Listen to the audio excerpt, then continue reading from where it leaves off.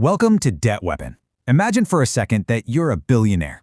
You've conquered global markets, you've outmaneuvered governments, you literally have everything. But according to the documents we're exploring in today's explainer, the global elite are absolutely terrified of the one enemy they just can't bribe: time.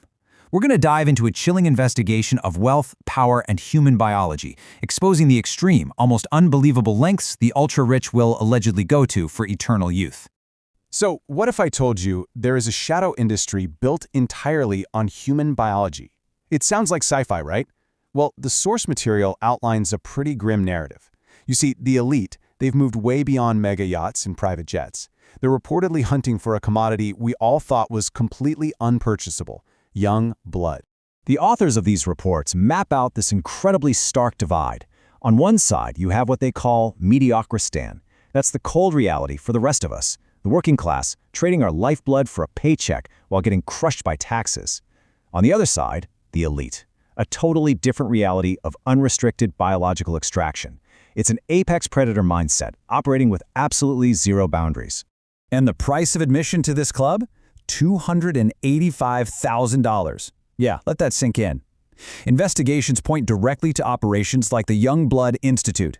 They allege that the ultra-wealthy are paying this staggering sum for routine blood transfusions. But here's the kicker: it's harvested specifically from teenagers, all to rejuvenate the aging organs of billionaires. But believe me, the scale gets so much darker. $1.5 billion. That is the alleged size of this totally underground medical tourism industry. When the elite need replacement organs, documents claim they aren't sitting around on wait lists like normal people. No, they're firing up the private jets and flying to vulnerable nations, places like China or Pakistan.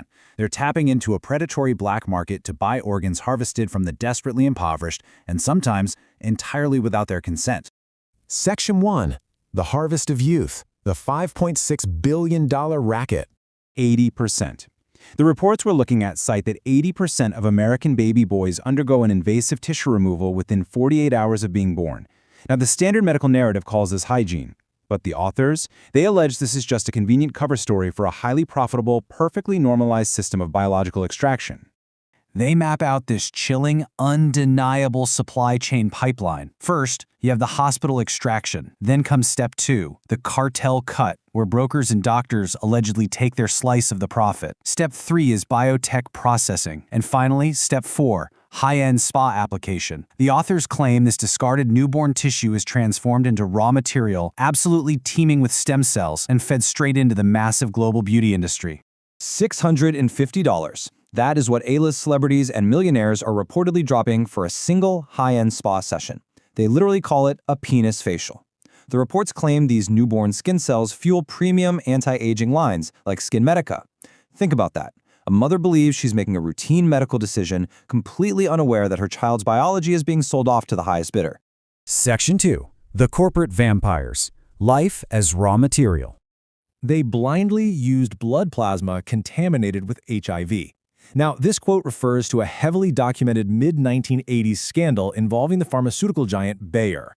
The sources insist that if we really want to understand today's biological harvesting, we have to look back at exactly how Bayer handled their hemophilia drug, Factor VIII. The source details how Bayer deliberately avoided using healthy donor plasma. Why? Because it was simply too pricey. Instead, they allegedly harvested from the cheapest, most contaminated sources they could find. And when they realized the drugs were tainted with HIV, they didn't just destroy them. Nope. Documents claim they dumped those infected drugs on unsuspecting populations in South America and Asia just to protect their bottom line. This reportedly caused over 100 tragic deaths in Taiwan and Hong Kong.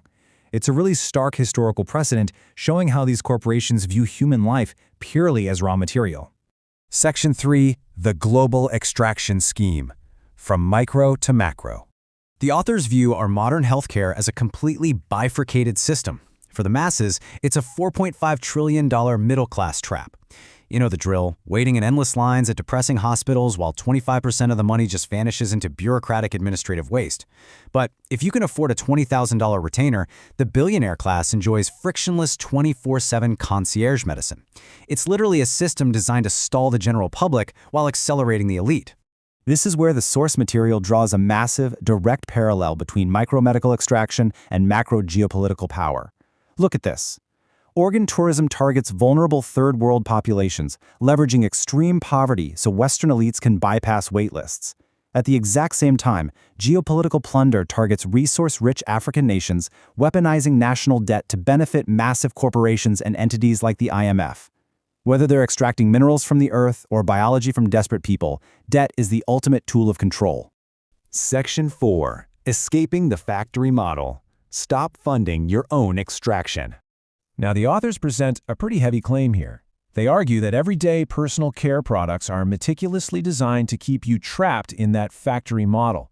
They're pointing fingers straight at massive conglomerates like Unilever and L'Oreal, asserting that their products are pumped full of estrogen-mimicking parabens and crude oil derivatives. The ultimate goal?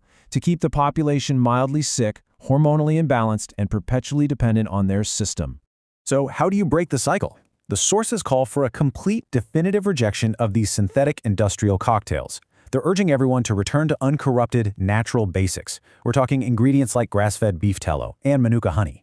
Brands like Evil Goods are presented in the text not just as alternative skincare, but as a direct act of rebellion. It's a tangible way to literally opt out of the corporate poison cycle. Which brings us to the end of our explainer. The source material leaves us with one final, incredibly provocative question. Will you remain a docile cog in their biological supply chain, or will you finally break free from the factory model? The system outlined in these documents forces every single one of us to confront our own participation in this dark, high-stakes game. Thank you for joining us for this explainer. Stay curious, stay vigilant, and we'll see you next time on Debt Weapon.